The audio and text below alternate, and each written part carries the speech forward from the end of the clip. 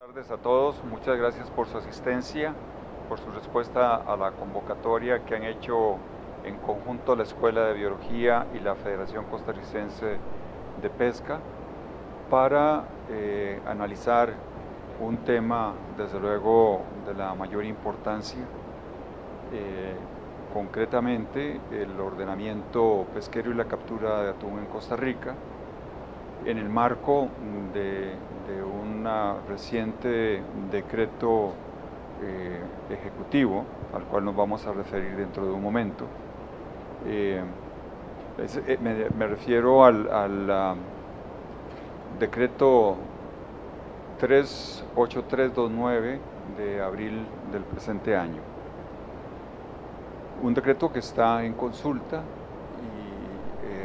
a partir del momento en que fue publicado, y hay un periodo de 60 días para referirse a él y luego vendrán las acciones formales que corresponden.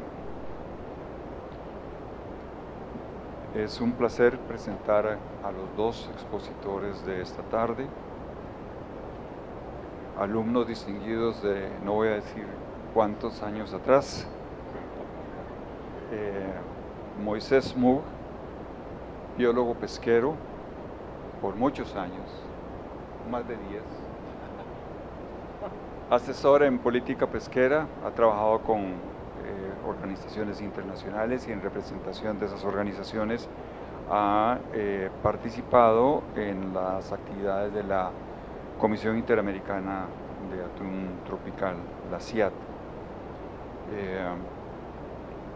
Moisés es polifacético, además de trabajar en los temas de investigación que lo han ocupado por varios años. Es promotor de un programa, o ha sido promotor de un programa de pesquerías sostenibles de la WWF para América Latina y el Caribe. Y es además miembro del Consejo de Expertos en Pesquería y Acuicultura del MAG.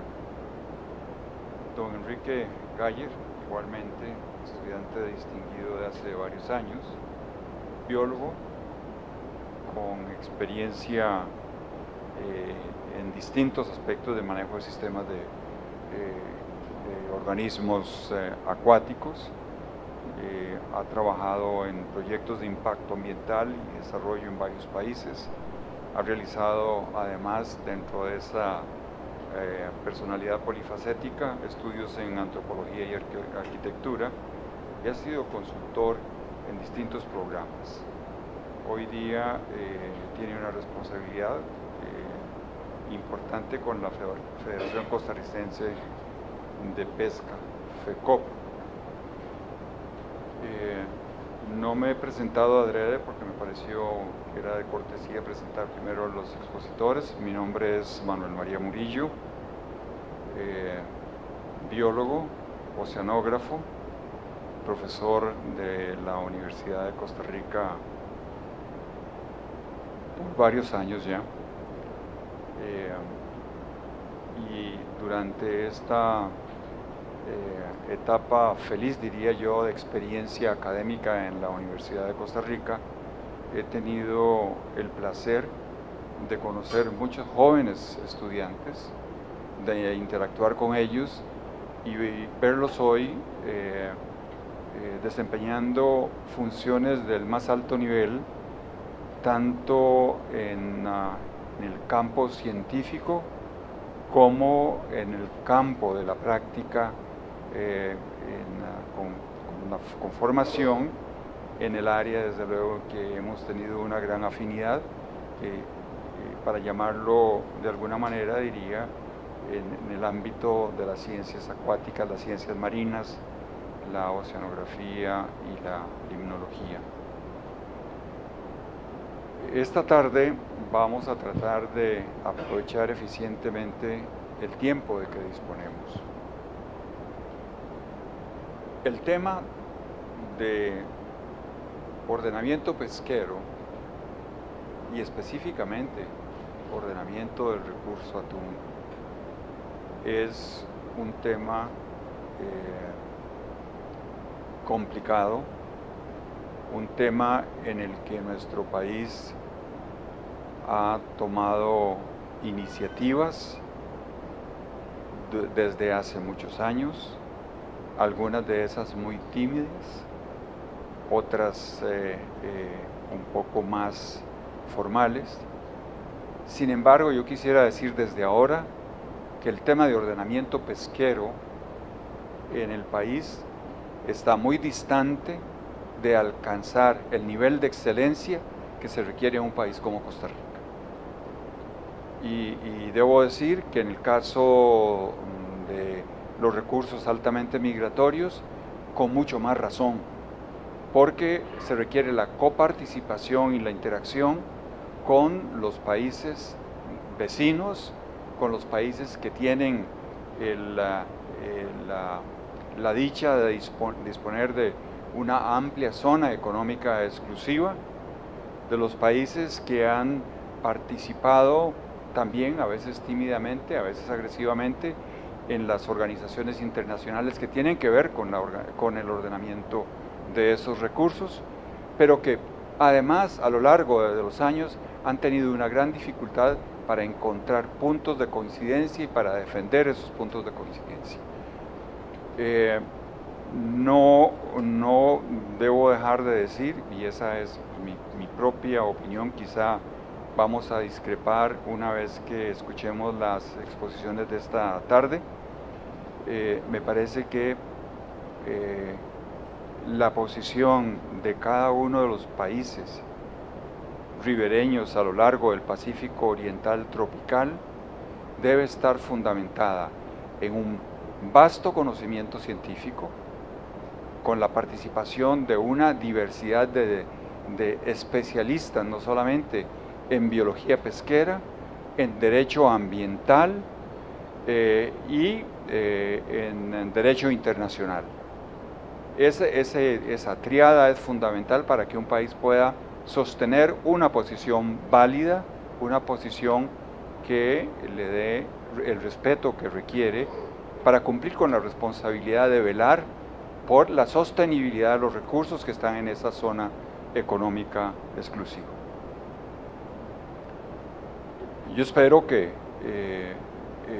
con los pasos que han adoptado recientemente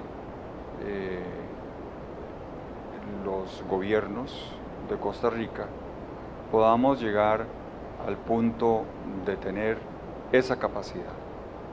Y para tener esa capacidad, quiero mencionarlo desde ahora, se requiere que la institución gubernamental responsable de velar y gestionar esos recursos sea fuerte, sea firme, y la única manera de serlo es que sea interdisciplinaria al más alto nivel para poder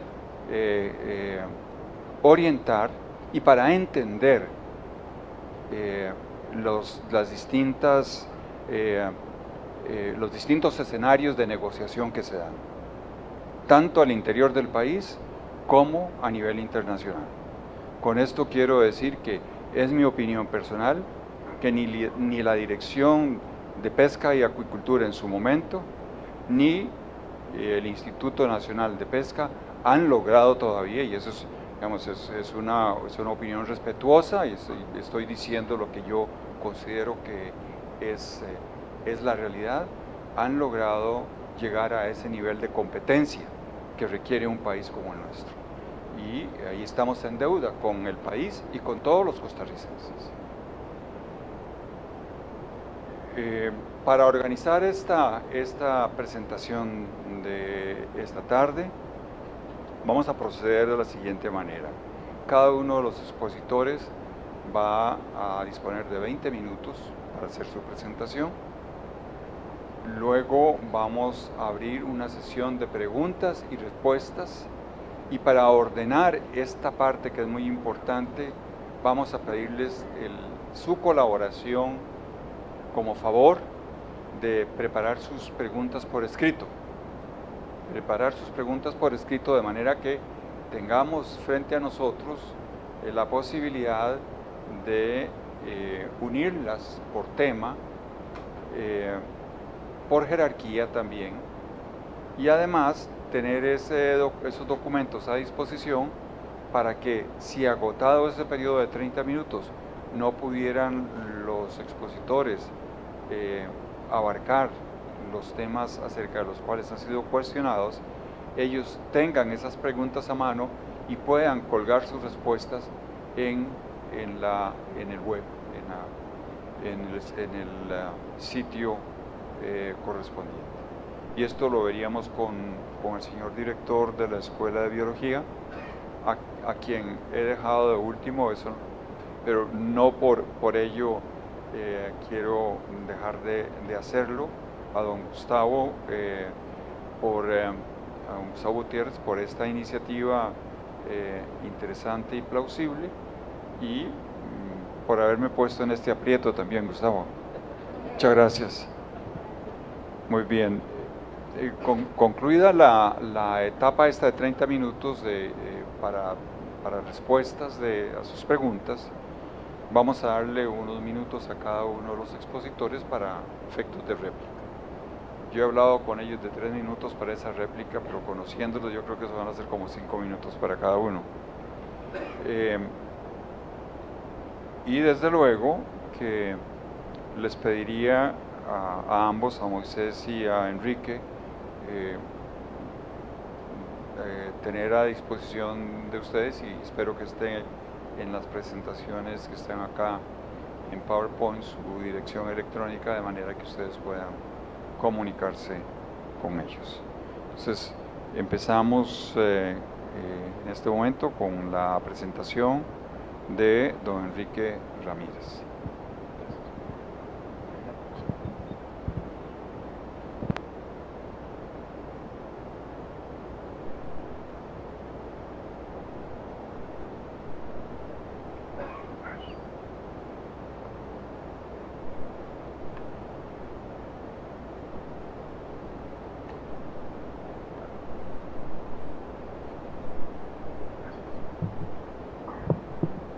Bueno, muy buenas tardes, y en primer lugar, muchísimas gracias a la Escuela de Biología y en especial a su director, a Gustavo Gutiérrez, por abrir este espacio, este foro en la universidad, cumpliendo una de las funciones de la Universidad de Costa Rica, que es la búsqueda de soluciones a los problemas nacionales.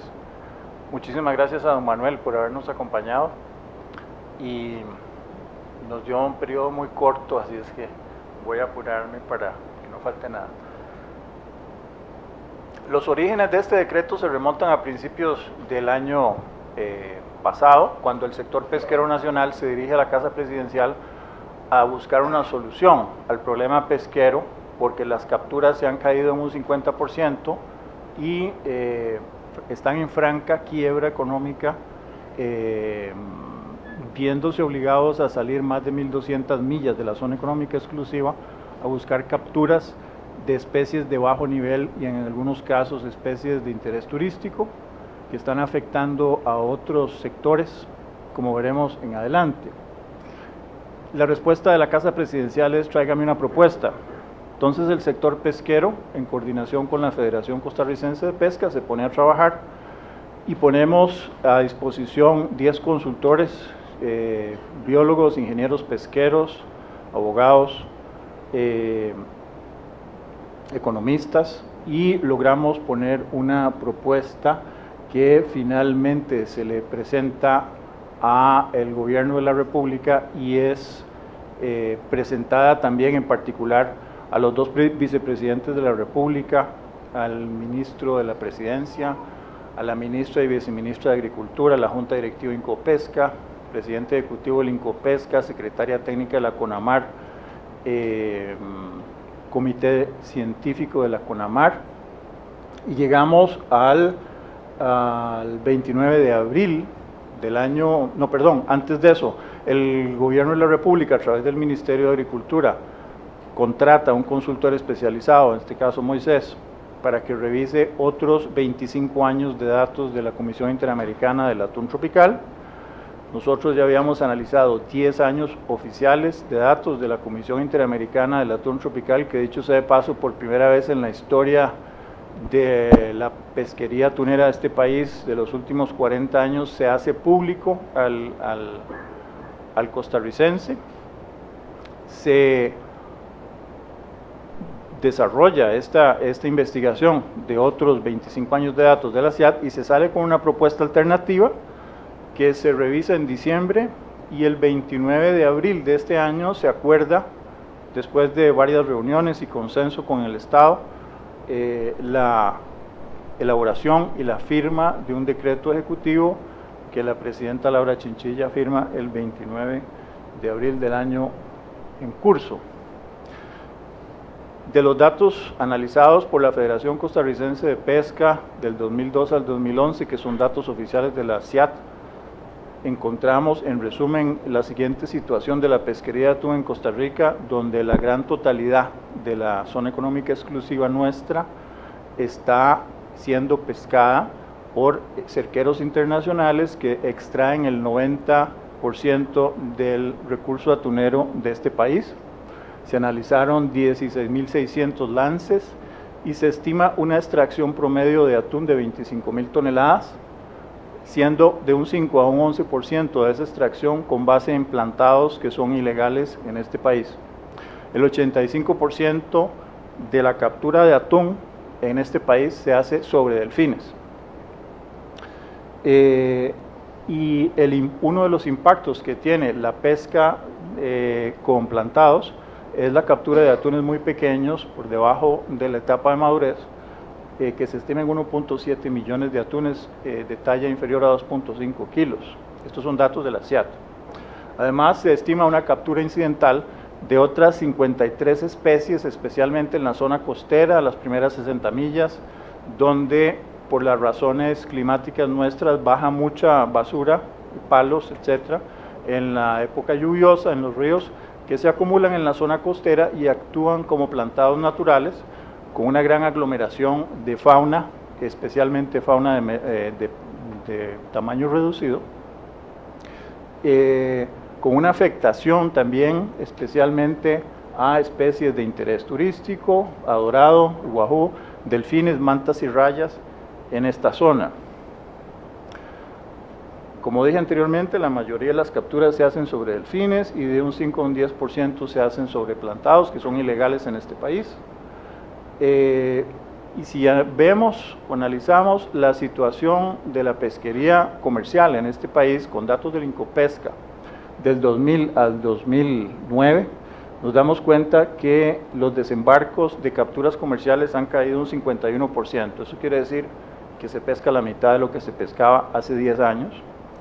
Y esto es gracias a, como lo señalaba de alguna manera don Manuel, la falta de una política de ordenamiento pesquero en este país, la cual ha sido más concordante con una política pesquera del siglo XVII, donde se incentiva al pescador a salir a pescar como quiera, donde quiera, lo que quiera, y cuando se acaba ese recurso seguir con el otro. De ahí que tenemos una gran una serie de conflictos de uso de recursos, como lo vemos en este mapa, donde la parte verde refleja los lances sobre atunes por cerqueros. Las manchas amarillas son las áreas más recurrentes de pesca de la flota de palangre de media y avanzada de este país, y las áreas azules, traslapadas también, representan áreas de interés para la pesca turística que está siendo afectada por pesca incidental de palangre. Esto ha obligado, al estar una flota internacional de alta tecnología dominando la zona económica exclusiva costarricense, el pescador nacional se ha visto obligado a salir hasta las Galápagos en algunos casos, con costos de inversión sumamente altos y con retornos sumamente bajos, lo cual tiene en una situación económica crítica al sector pesquero nacional. Por otro lado, al ser el atún el recurso de mayor valor pesquero en la zona económica exclusiva del Pacífico costarricense, nos preguntamos si la administración pública de ese recurso es apropiada. Y nos encontramos con los siguientes datos. Si asumimos un buque de 1.000 toneladas promedio que viene a pedir una licencia a Costa Rica, a ese buque se le cobran $54 por tonelada, pero por tonelada neta de registro, que es una capacidad de almacenamiento de buque, y es una medida naval inglesa desde 1887. A esa tonelada neta de registro le caben 2.8 a 3 toneladas de atún en tonelada métrica de peso. Eso quiere decir que en realidad el cerquero internacional que paga la licencia de $54 por tonelada neta de registro, en realidad está pagando $18 por tonelada métrica de atún extraído y almacenado en su bodega. Pero además de eso, si ese buque descarga al menos 300 toneladas en Punta Arenas para facilitarle la materia prima a la industria enlatadora, se le regala una licencia. Eso quiere decir que el tonelaje total pagado, el costo por tonelada, se reduce a $9 por tonelada métrica. Si el atún de segunda hoy día vale $2.800 la tonelada, el retorno económico al Estado es de aproximadamente 0.32% del valor de ese producto. Entre el 2008 y el 2011 se regalaron 39 licencias que corresponden al 19% del total de licencias otorgadas en ese periodo, y el cobro no realizado, si lo calculamos en tonelada neta de registro, fue un déficit o un no ingreso al Estado de $957.000 en ese periodo. Si se hubiera cobrado por tonelada métrica, como sí se cobra para la cuota de acarreo costarricense que se pesca fuera de la zona económica exclusiva, la pérdida del Estado se estima en $2.873.000. Como vimos anteriormente, son muy bajos los ingresos por licencia. En el periodo 2008-2011, con base en esos $58 por tonelada neta de registro, el ingreso actual del Incopesca registrado fue de $826.000, pero si se hubiera cobrado con base en la tonelada métrica, hubiesen sido $2.400.000. Además, se perdieron $957.000 por regalo de licencias. Y en general, al final, vemos que la pérdida estimada del Estado, si se hubiera cobrado en tonelada métrica como debería haberse cobrado, es de $5.300.000. Alternativas y coincidencias. Bueno, esto que nosotros estamos planteando en la propuesta al Estado junto con el sector pesquero no es un invento. Esto curiosamente coincide con un estudio que sale en agosto del año pasado entre Greenpeace y la Universidad de Australia, donde hace un análisis similar al retorno del país con base en el valor del producto extraído, y se dan cuenta que al otorgar licencias a los buques internacionales, al país solo le queda un 0.6% de ese valor. Por lo tanto, plantean un desarrollo alternativo de pesquerías de atún en esa zona del Pacífico Oeste y Central, donde se incentiva la pesca con caña, que tiene un alto valor agregado porque tiene cero captura incidental, y se pueden asociar cooperativas para el desarrollo de esta actividad. Lo mismo ocurre, o algo similar ocurre en Palau, cuando el gobierno decide segregar un área del tamaño de California para sacar la flota industrial y propiciar la conservación, el ecoturismo y la pesca responsable con las comunidades de ese país. En Ecuador sucede algo similar.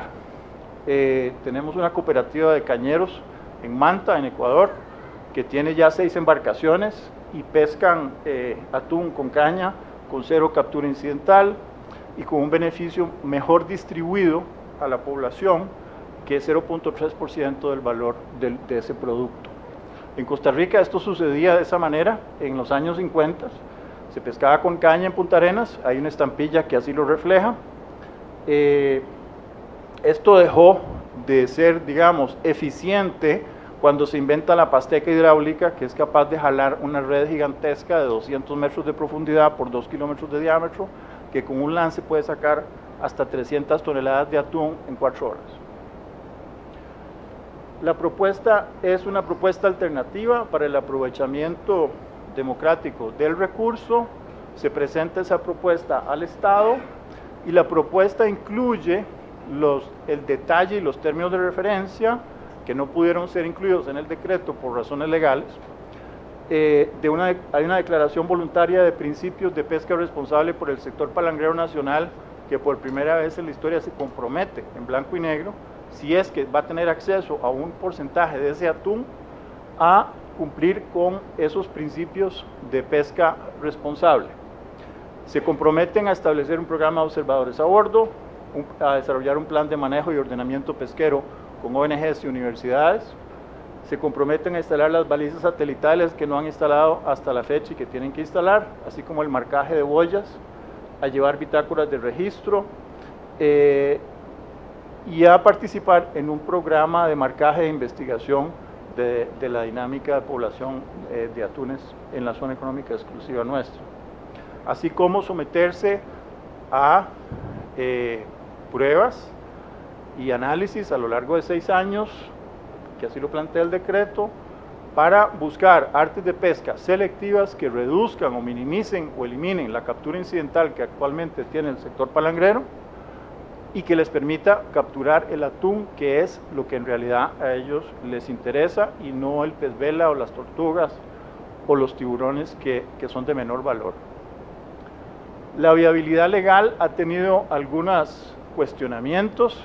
Sin embargo, a lo largo de 1 año y medio de trabajo nos hemos dado cuenta, con el aporte de diferentes profesionales en derecho, que la Constitución de la República, artículos 6, 50, 140, reflejan que el Estado tiene una potestad absoluta con los recursos marinos, pelágicos, del suelo y del subsuelo de la zona económica exclusiva, y no tiene que pedirle permiso a nadie para desarrollar los planes de manejo que considere pertinentes para el mejor manejo de ese recurso y la mejor administración, así como la CONVEMAR en el artículo 56 y la sentencia última de la Sala Constitucional, donde se consideran los bienes demaniales o de uso público como inalienables e inotorgables en el sentido de derechos a ningún costarricense y mucho menos a un extranjero.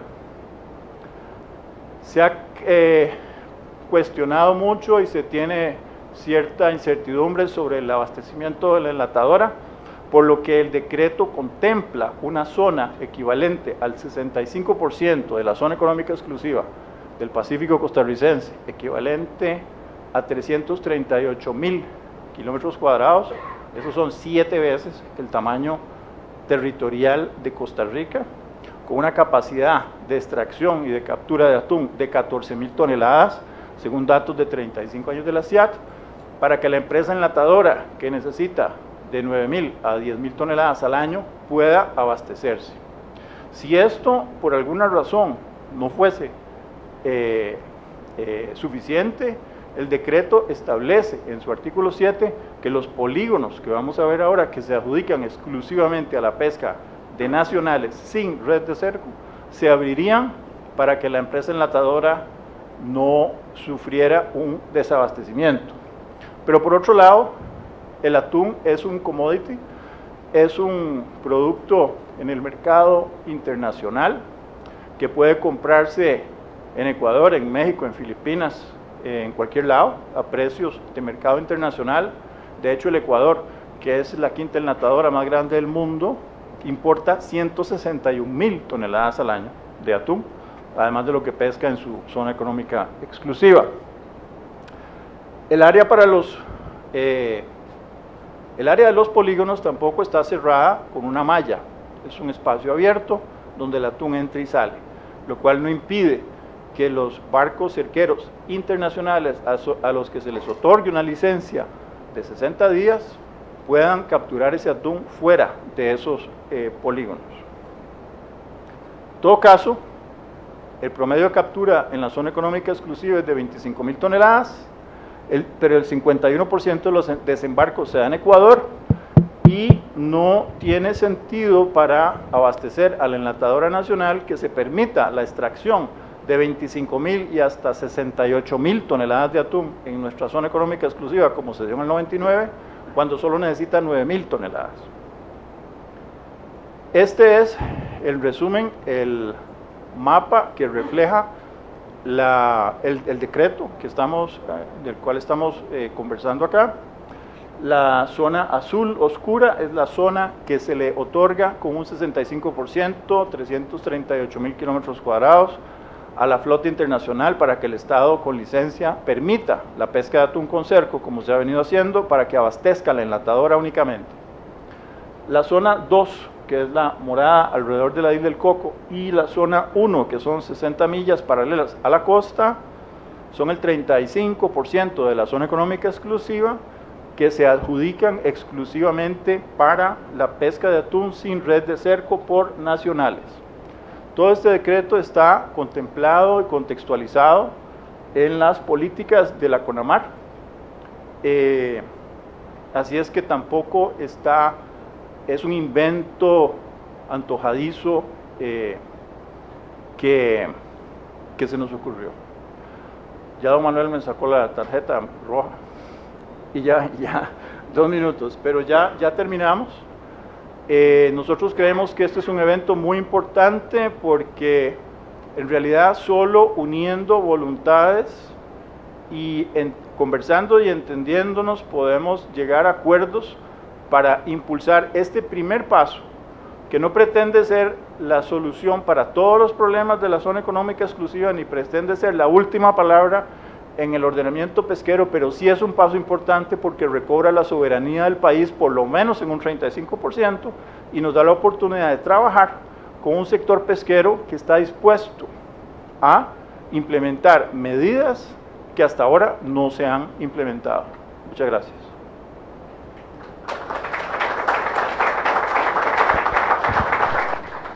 Muchas gracias, Enrique. Muchas gracias. Les recuerdo a quienes tengan preguntas sobre esta exposición que acaba de concluir don Enrique, que por favor nos las hagan llegar a través de las personas que las están recogiendo. Y seguidamente don Moisés. Don Moisés va a hablar de una propuesta de zonificación para la pesca de atún en la zona económica exclusiva del Pacífico de Costa Rica, con base en un análisis de la información científica, las capturas cerqueras y palangueras, y el comportamiento de movimientos de utilización del hábitat de los atunes aleta amarilla específicamente, ¿es cierto, Moisés? Así es. Muy bien, gracias.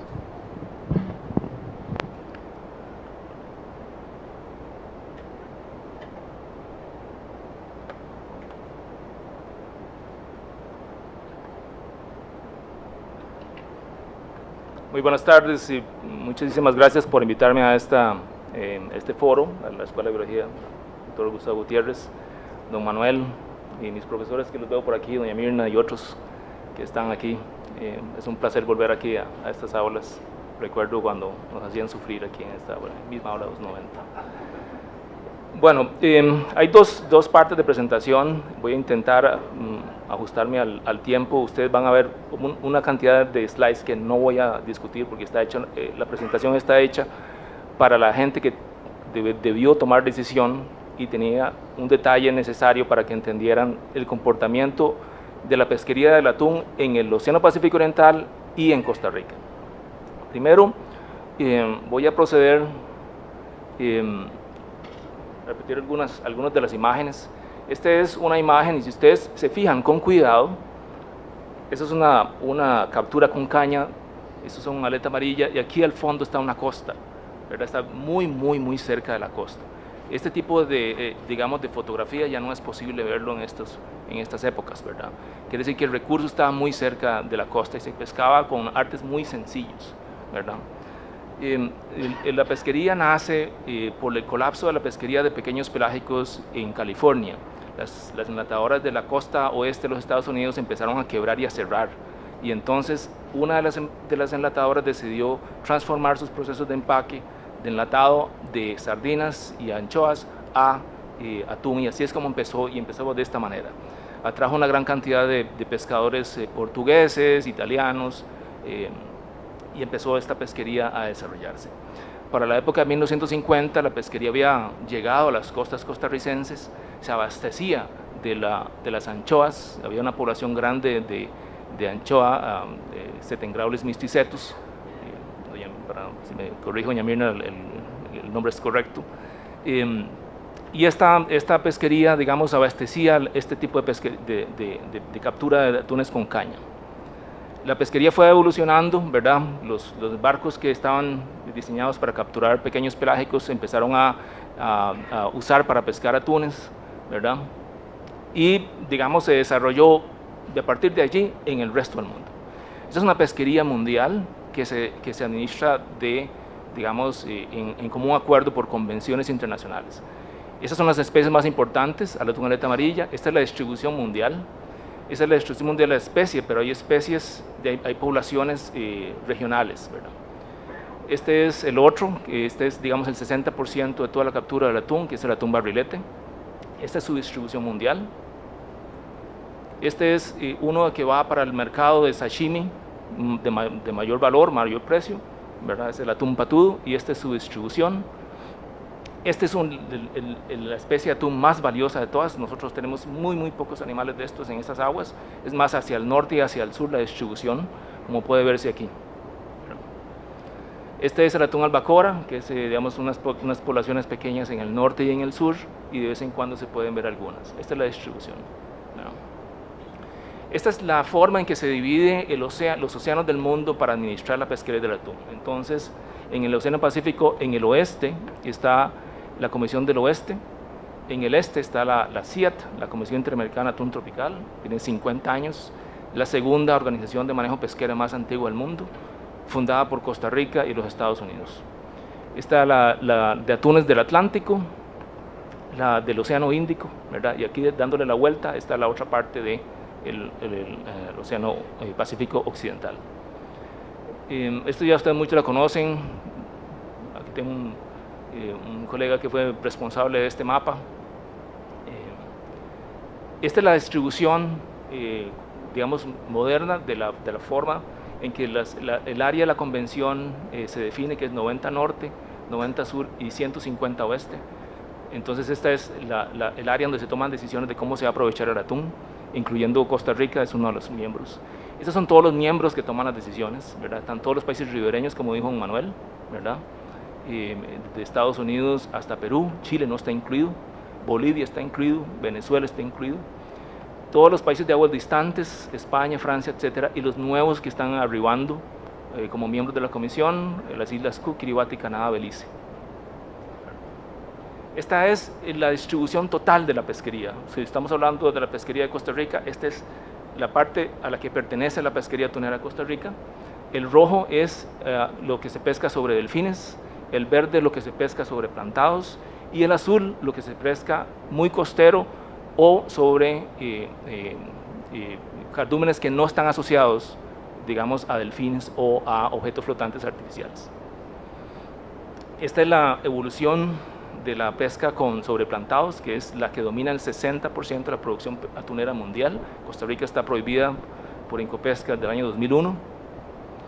Este es un plantado, ¿verdad? Lo que hace es agregar el pez y le tiran la red y levantan con los equipos hidráulicos, ¿verdad? Una parte muy importante que tienen que tomar en cuenta ustedes es la distribución del océano y las zonas económicas exclusivas. En el oeste, la gran cantidad de archipiélagos hacen que las zonas económicas exclusivas se peguen unas con otras, entonces la decisión del país en cómo se administra el recurso es muy importante. En la parte oriental, en la parte nuestra, hay mucha parte de aguas internacionales y muy poco en aguas de zonas económicas exclusivas, por lo tanto las regulaciones que tienen que ver con temas internacionales son más importantes. Esta es la distribución por capacidad de los diferentes tipos de buques cerqueros atuneros, ¿verdad? Los que dominan son México y Ecuador, ¿verdad? Básicamente. Panamá, Venezuela y Colombia son los que siguen. Esos son los grandes países pescadores de atún con cerco. Estos son todos los demás, ¿verdad? pero los anteriores hacen el 90% de toda la captura. Son como alrededor de unos 250 barcos, más o menos. Y estos capturan el 90% del atún. El resto capturan menos del 5%. Por ejemplo, en Estados Unidos hay 1.559 embarcaciones, Japón 530, etcétera. Esos capturan entre todos menos del 5%. Este es un cerquero, para que tengan una idea de qué estamos hablando, ¿verdad? Estos son como de tercera generación, estamos hablando de 2.554 metros cúbicos de capacidad de bodega, ¿verdad? Esta es la red, se pone y cae hasta 200 metros de profundidad, se deflecta un poco con las corrientes y la profundidad depende de la corriente. Las flotas palangreras, ¿verdad? Las más importantes no son las ticas, sino que son japonesas, coreanas. Las ticas son abundantes, pero son barcos muy chicos. Estas son las flotas asiáticas palangreras, ¿verdad? Ahí están las capacidades en bodega, y estas son las flotas costarricenses, ¿verdad? Este es el típico, digamos, arte de pesca para la captura de atún y otras especies de picudos, tiburón inclusive, y tiene una característica, es que el anzuelo va a muy poca profundidad, máximo de 30 metros de profundidad, a como lo pescan en Costa Rica. Este es el estado, ¿verdad? Estos son los gráficos de COBE, que se llaman así. Y lo que está diciendo aquí es que el esfuerzo pesquero con respecto a la población desobante o reproductora está en amarillo.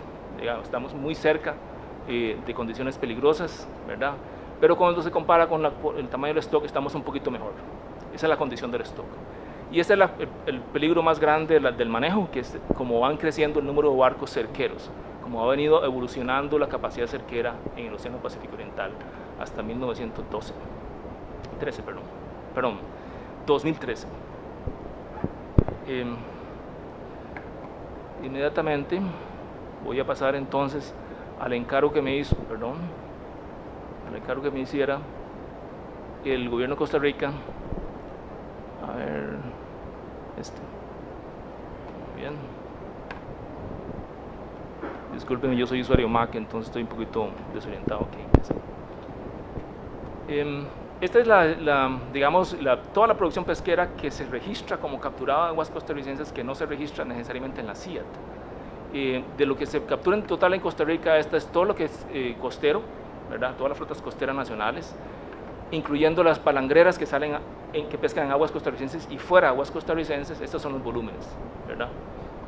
Y estos son los volúmenes que pescan los cerqueros en aguas costarricenses. O sea, Costa Rica es un país atunero por excelencia, aunque quien lo captura no son costarricenses necesariamente. Y esta es la distribución entre las dos flotas. Esta define el problema más serio. Ustedes ven aquí en azul, son los volúmenes capturados desde el año 80 hasta el 2012 de atún en azul por cerco, y esta línea chiquitica aquí es lo que captura el palangrero. Entonces eso define el problema, ¿verdad?, al resolver, que es una interacción entre las dos pesquerías.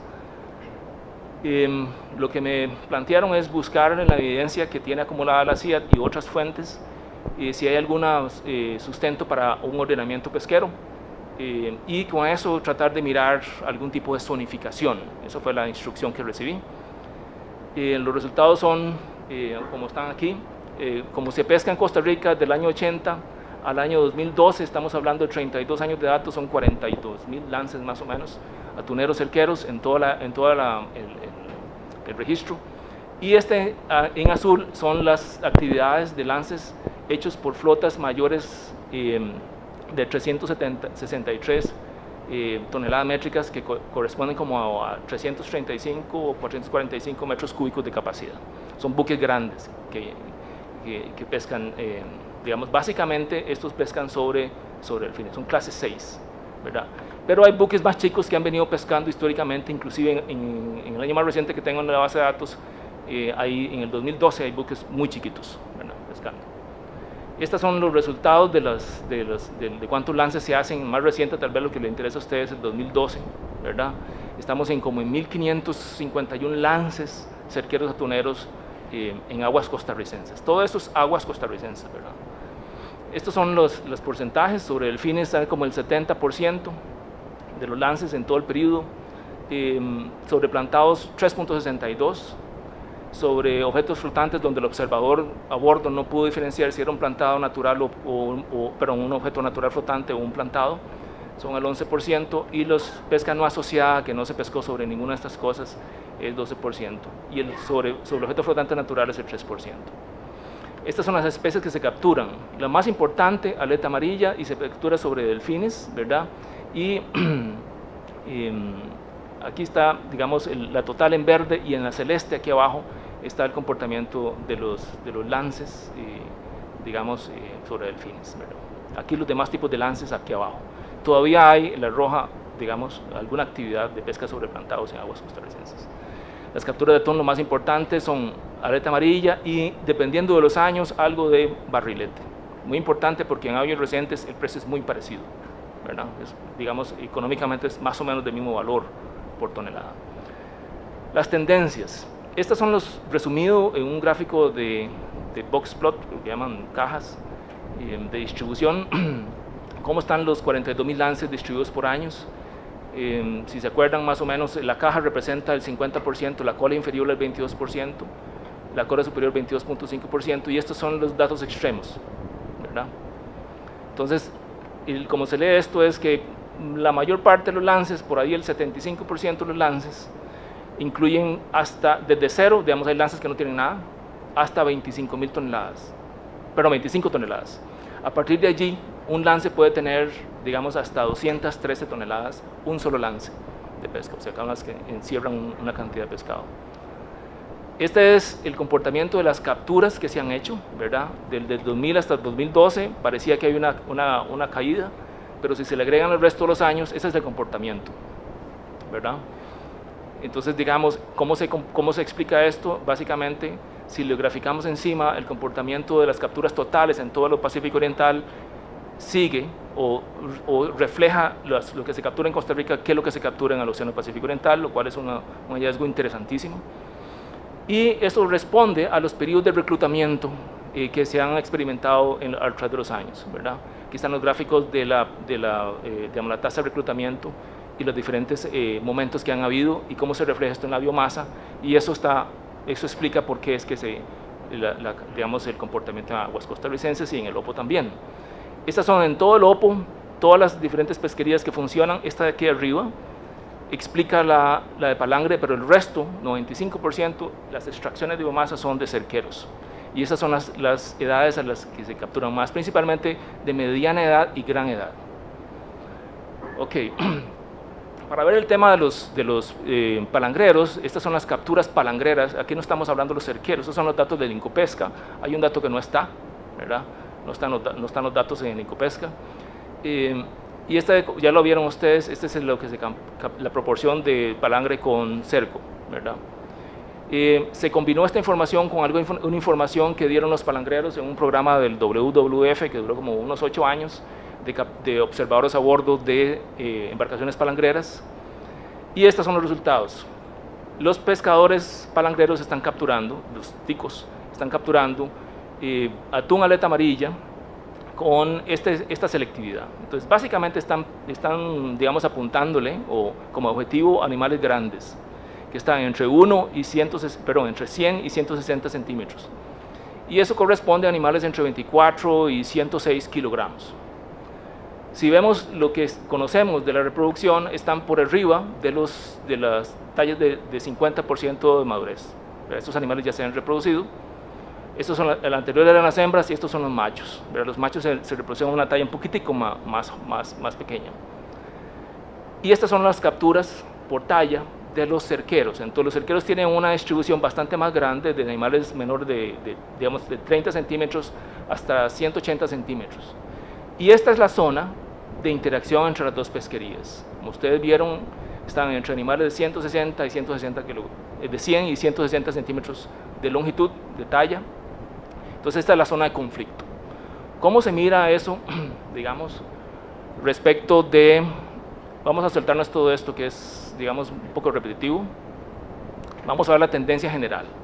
Entonces vamos a ver dos escenarios. Uno en que vemos que el comportamiento general de todas las capturas atuneras cerqueras, agrupados en celdas de 1 grado por 1 grado en aguas costarricenses y, digamos, en grupos de 5 años, en quinquenios.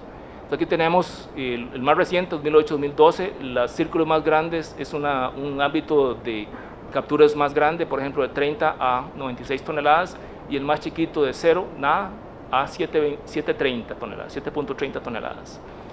Entonces lo importante mirar aquí es que el océano no tiene una fotografía fija, sino que va cambiando con el tiempo. Si nos vamos para atrás, vean cómo va cambiando la distribución de las capturas por lance, ¿verdad?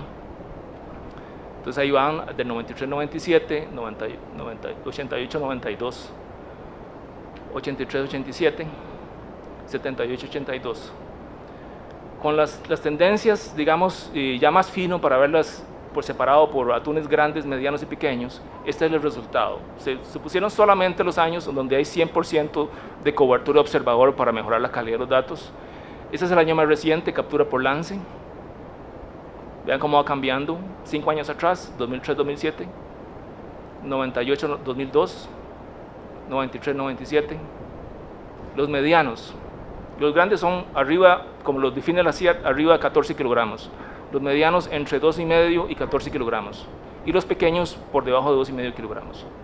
Estos son los años más recientes, ahí va cambiando hacia atrás la distribución espacial de esos animales. Los pequeños, véanlos aquí. Esta parte aquí es muy importante. 2 minutos, ok. Cómo está distribuido, ¿verdad? Y lo mismo pasa con la biomasa, ¿verdad? Exactamente igual. Una condición parecida pasa con el vela, ¿verdad? Y captura incidental de dorado, biomasa vela, biomasa dorado. Esto lo vamos a saltar. Voy a referirme ahora a la parte que no tiene que ver con la pesquería, sino son datos independientes de la pesquería. Estos son con marcas de archivo, que registran información cada 30 segundos. Se le pone un aparato al animal, ¿verdad? Y eso va registrando datos, se recaptura el animal y se recogen los datos. Lo que tenemos es que hay dos tendencias, una que es horizontal y están los animales asociados a frentes de temperatura, ¿verdad? Y lo otro también pueden estar asociados en lo que se llama como fidelidad, ¿verdad?, a estructuras geográficas. Estos son los archipiélagos de Islas Revillagigedo en México, y aquí tenemos donde se capturaron y se marcaron la distribución luego de unos años y el análisis de densidad de posiciones. Y el 90%, 95% de las posiciones están alrededor de las islas, ¿verdad? 4 tipos de buceos, ya son en lo vertical, y esto explica por qué hay una cantidad de pescado que no se captura por los palangreros, y es porque estos animales están en la noche entre los 0 y 50 metros de profundidad, pero en el día bajan mucho más, ¿verdad? Pueden bajar hasta, digamos, en el tipo 1, bajan hasta los primeros 100 metros, en el tipo 2 en la noche bajan, pero en el día bajan hasta 300 metros, inclusive en algunos profundos pueden llegar a 1.500 metros de profundidad. Lo que logran ver los pescadores, que es la interacción con delfines, es la porción más pequeña del comportamiento de los animales. Y aquí lo vemos, aquí arriba está, digamos, la noche, y aquí está el día, ¿verdad? Comportamiento, noche, día, noche, día, noche, día. Y esto está básicamente por fuera del alcance de los palangreros, ¿verdad? Igual sucede con el tipo 2, y esta es la profundidad del palangrero. Básicamente, digamos, estas son las áreas que se encontraron, digamos, de mayor interacción entre los dos. Eran del 7 norte al 5 norte, o del 7 norte al 5 norte y hacia el 89 oeste. Esa es una zona de mayor interacción, y se encontró una zona sensible costera para los delfines manchados costeros. Y eso fue lo que en el final dio esta propuesta del polígono oceánico y el polígono costero. Dicho sea de paso, la información que ustedes vieron de los desplazamientos de los delfines en el tiempo indican que se desplazan, digamos, 5, 6, 7 grados en menos de un año. Estamos hablando que cada grado en el mapa son 60 millas, ¿verdad? Y con eso termino la presentación.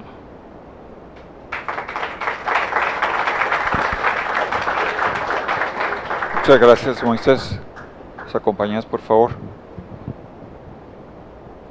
Vamos ahora a terminar de recoger las preguntas. ¿Hay alguna pregunta, por favor?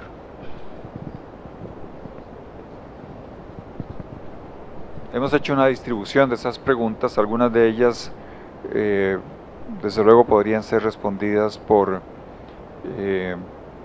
ambos investigadores, ambos expertos. Voy a pedirle a don Enrique que inicie con las respuestas a las preguntas que ha recibido, están relacionadas con su exposición. Gracias.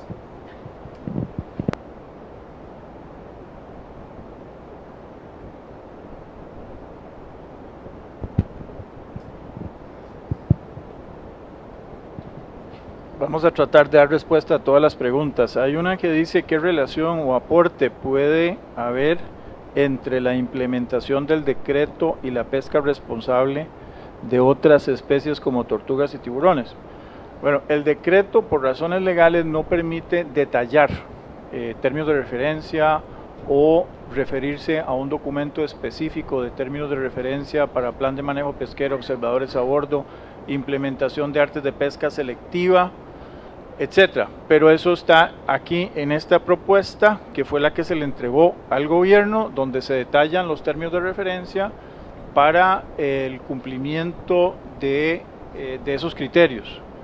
El que esté interesado podemos pasarle el documento digital.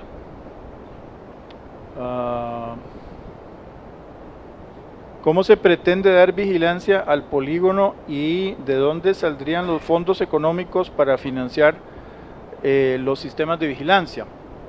Bueno, el grueso del dinero que va a vigilancia va a drogas, como todos ustedes saben.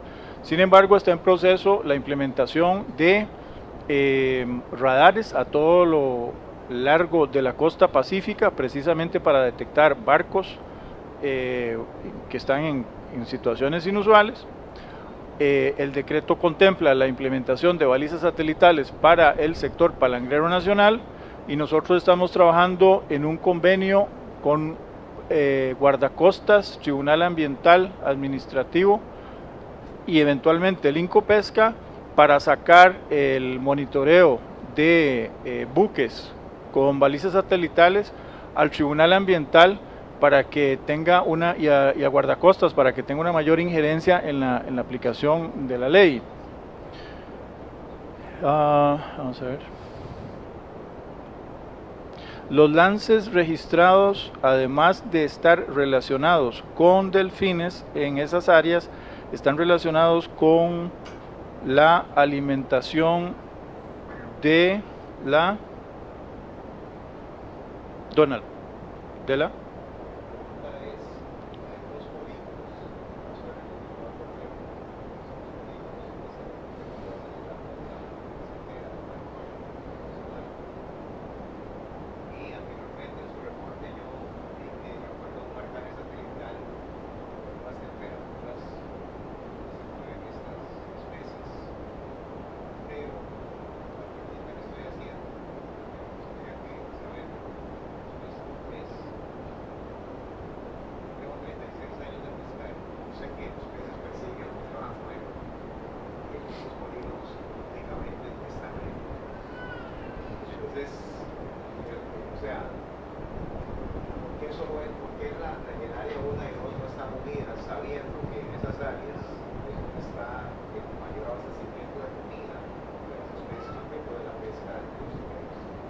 Muchas gracias por la aclaración. Algunas de estas preguntas van a ser respondidas por los dos expositores. Podemos seguir ahora, alternamos y le damos oportunidad a Moisés que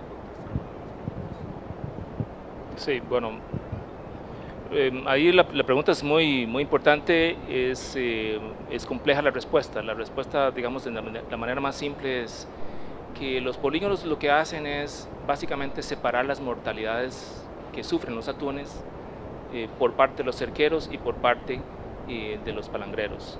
Lo que hace es que en un área no hay mortalidad cerquera, pero sí puede haber mortalidad palangrera. Eso hace que el impacto de una sobre la otra en esa área específica no ocurra, ¿verdad? No sabemos qué tan cerca del polígono ese efecto puede darse o no darse. Lo otro que usted menciona digamos, de cómo se comporta y cómo se alimentan los atunes, esa es la información que es independiente de la pesquería, para lo cual se requieren las marcas, se llaman marcas de archivo. Entonces le mete ese aparato al animal y él nos dice en aguas costarricenses cómo se va a comportar su distribución horizontal, ¿verdad?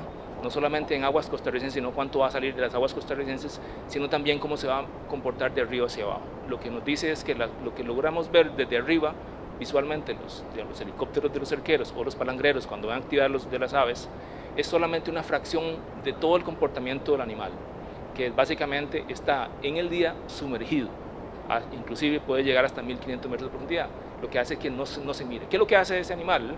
En el día subiendo y bajando, anda comiendo. Esos animales que están, digamos, en media agua, hay una cantidad de especies, digamos, antiguamente se le conocía como la zona, digamos, está relacionado con los sonares, cuando empezaron a detectar estas bandas, como un suelo, un piso que se les movía, ¿verdad?, en el sonar. Pensaban que era el suelo marino, pero no, son animales que suben y bajan. Entonces ese comportamiento del río hacia abajo es el comportamiento de esta biomasa que sube y baja, de la cual se alimentan los individuos.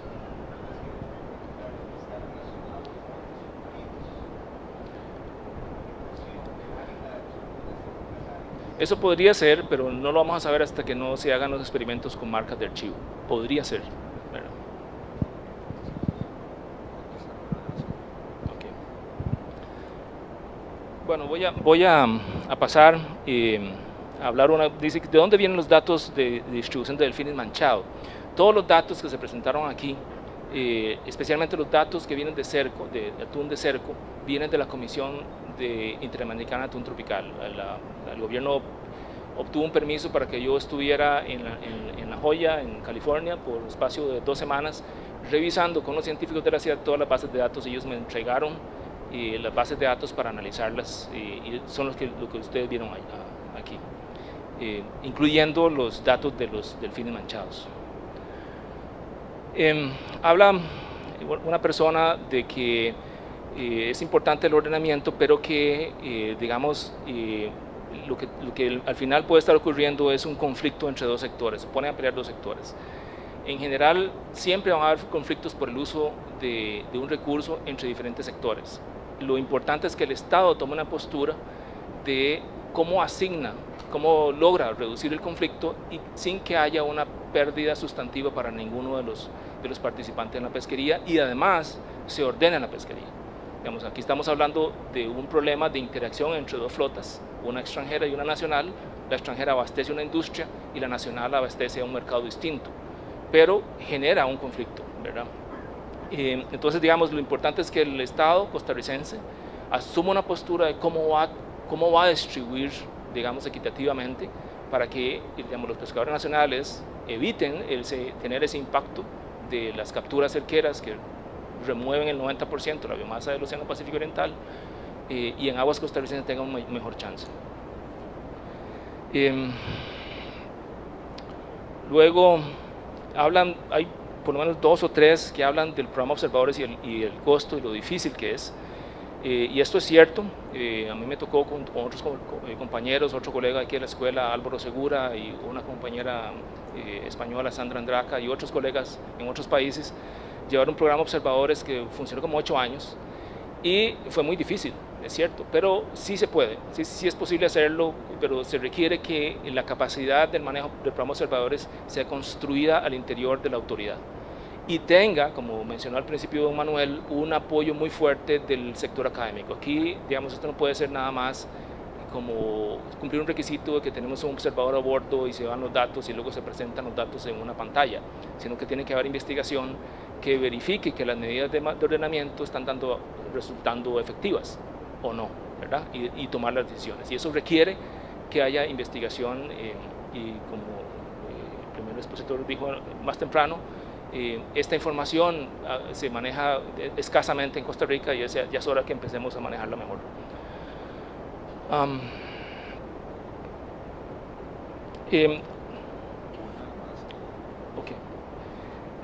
Luego habla de que el decreto, una persona está interesada en entender cómo se hace en un año tener listo todo el sistema de manejo para el decreto, ¿verdad? Y tal vez un año suene muy pequeño, pero a mí me parece, y con la disculpa de los colegas del Incopesca que están aquí hoy, que es una responsabilidad del Estado costarricense, digamos, asumir, ¿verdad? ¿De dónde sale el dinero, etcétera? Pues yo pienso que uno no puede, como país no podemos tomar una postura de que porque no hay dinero no se pueda ordenar, ¿verdad? Si no hay dinero no se pueden ordenar las calles y no se puede ordenar, digamos, la seguridad ciudadana, etcétera. O sea, tenemos que hacer un esfuerzo entre todos y un esfuerzo mancomunado. Don Enrique ha hablado de alguna posibilidad de colaboración.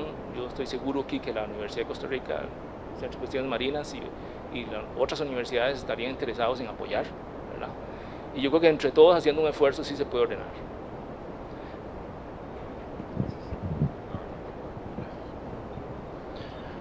Dice, ¿quién sería responsable de implementar este plan de ordenamiento?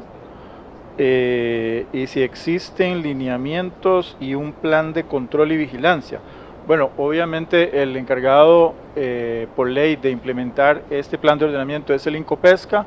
Como dijo Moisés, no podemos obviar la necesidad de que el sector académico y las ONGs se unan a este esfuerzo para hacer lo mejor posible de esta posibilidad. ¿No creen ustedes que deberíamos iniciar por tener un sistema de guardacostas que pueda vigilar nuestra zona económica exclusiva y no como ocurre actualmente, que tiene una reducida autonomía y está siendo operada por personal bastante empírico, ya que actualmente una gran flota pesquera aprovecha indiscriminadamente nuestros recursos? Bueno, eso es un poco que fue primero el huevo o la gallina, ¿verdad? O sea, repito, el mayor esfuerzo económico en la vigilancia se va a drogas. En este caso, y abriéndose esos polígonos, el sector pesquero nacional sería el primer vigilante que está ahí todos los días denunciando a guardacostas dónde o quién está pescando ilegalmente. El sector pesquero nacional se verá obligado a tener balizas satelitales para dar seguimiento a sus operaciones. Y tendría que hacer un esfuerzo conjunto entre el sector pesquero, guardacostas, los sistemas de radares que mencioné anteriormente para dar cumplimiento a este asunto. Se conocen esfuerzos en otros países de Centroamérica para el ordenamiento de la pesca de atún. ¿Qué papel juega Ospesca en la planificación del ordenamiento regional? Bueno, lo único que yo conozco en la costa americana es Panamá, que sacó absolutamente fuera de toda su zona económica exclusiva a todos los cerqueros internacionales. No conozco propuestas de ordenamiento atunero en la costa del Océano Pacífico Oriental. Sí, como presenté yo anteriormente, se están dando en el Pacífico Oeste y Central, precisamente para mejorar el aprovechamiento de los recursos por parte de esos países.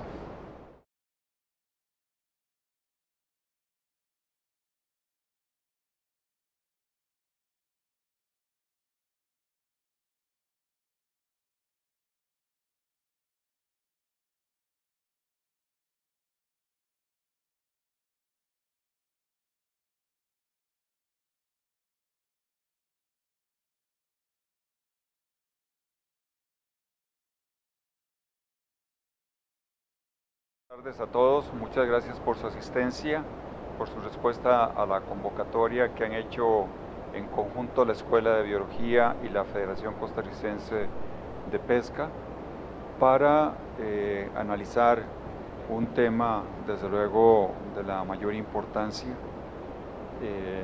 concretamente el ordenamiento pesquero y la captura de atún en Costa Rica, en el marco de un reciente decreto ejecutivo, al cual nos vamos a referir dentro de un momento. Me refiero al decreto 38329 de abril del presente año. Un decreto que está en consulta y a partir del momento en que fue publicado, y hay un periodo de 60 días para referirse a él y luego vendrán las acciones formales que corresponden. Es un placer presentar a los dos expositores de esta tarde. alumnos distinguidos de no voy a decir cuántos años atrás. Moisés Moore, biólogo pesquero por muchos años. Sin embargo, yo quisiera decir desde ahora que el tema de ordenamiento pesquero en el país está muy distante de alcanzar el nivel de excelencia que se requiere en un país como Costa Rica. Y debo decir que en el caso de los recursos altamente migratorios, con mucho más razón, porque se requiere la coparticipación y la interacción con los países vecinos, con los países que tienen la dicha de disponer de una amplia zona económica exclusiva, de los países que han participado también, a veces tímidamente, a veces agresivamente, en las organizaciones internacionales que tienen que ver con el ordenamiento de esos recursos, pero que además a lo largo de los años han tenido una gran dificultad para encontrar puntos de coincidencia y para defender esos puntos de coincidencia. No debo dejar de decir, y esa es mi propia opinión, quizá vamos a discrepar una vez que escuchemos las exposiciones de esta tarde. Me parece que la posición de cada uno de los países ribereños a lo largo del Pacífico Oriental tropical debe estar fundamentada en un vasto conocimiento científico, con la participación de una diversidad de especialistas, no solamente en biología pesquera, en derecho ambiental y en derecho internacional. Ese biólogo, oceanógrafo, profesor de la Universidad de Costa Rica por varios años ya, y durante esta etapa feliz, diría yo, de experiencia académica en la Universidad de Costa Rica, he tenido el placer de conocer muchos jóvenes estudiantes, de interactuar con ellos y verlos hoy desempeñando funciones del más alto nivel, tanto en el campo científico como en el campo de la práctica, con formación en el área, desde luego que hemos tenido una gran afinidad, para llamarlo de alguna manera, diría, en el ámbito de las ciencias acuáticas, las ciencias marinas, la oceanografía y la limnología. Esta tarde vamos a tratar de aprovechar eficientemente el tiempo de que disponemos.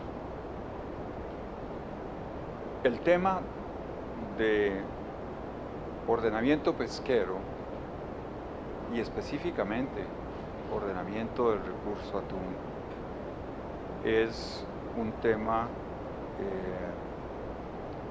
complicado, un tema en el que nuestro país ha tomado iniciativas desde hace muchos años, algunas de esas muy tímidas, otras un poco más formales, más de 10. Asesor en política pesquera, ha trabajado con organizaciones internacionales y en representación de esas organizaciones ha participado en las actividades de la Comisión Interamericana de Atún Tropical, la CIAT. Moisés es polifacético, además de trabajar en los temas de investigación que lo han ocupado por varios años. Es promotor de un programa, o ha sido promotor de un programa de pesquerías sostenibles de la WWF para América Latina y el Caribe. Y es además miembro del Consejo de Expertos en Pesquería y Acuicultura del MAG. don Enrique Galler, igualmente estudiante distinguido de hace varios años, biólogo con experiencia en distintos aspectos de manejo de sistemas de organismos acuáticos. Ha trabajado en proyectos de impacto ambiental y desarrollo en varios países. Ha realizado, además, dentro de esa personalidad polifacética, estudios en antropología y arquitectura, y ha sido consultor en distintos programas. Hoy día tiene una responsabilidad importante con la Federación Costarricense de Pesca, FECOP. No me he presentado adrede porque me pareció que era de cortesía presentar primero a los expositores. Mi nombre es Manuel María Murillo. Triada es fundamental para que un país pueda sostener una posición válida, una posición que le dé el respeto que requiere para cumplir con la responsabilidad de velar por la sostenibilidad de los recursos que están en esa zona económica exclusiva. Yo espero que con los pasos que han adoptado recientemente los gobiernos de Costa Rica, podamos llegar al punto de tener esa capacidad. Y para tener esa capacidad, quiero mencionarlo desde ahora, se requiere que la institución gubernamental responsable de velar y gestionar esos recursos sea fuerte, sea firme, y la única manera de serlo es que sea interdisciplinaria al más alto nivel para poder orientar y para entender los distintos escenarios de negociación que se dan, tanto al interior del país como a nivel internacional. Con esto quiero decir que es mi opinión personal que ni la Dirección de Pesca y Acuicultura en su momento, ni el Instituto Nacional de Pesca han logrado todavía, y eso es, digamos, es una opinión respetuosa, y estoy diciendo lo que yo considero que es la realidad, han logrado llegar a ese nivel de competencia que requiere un país como el nuestro. Y ahí estamos en deuda con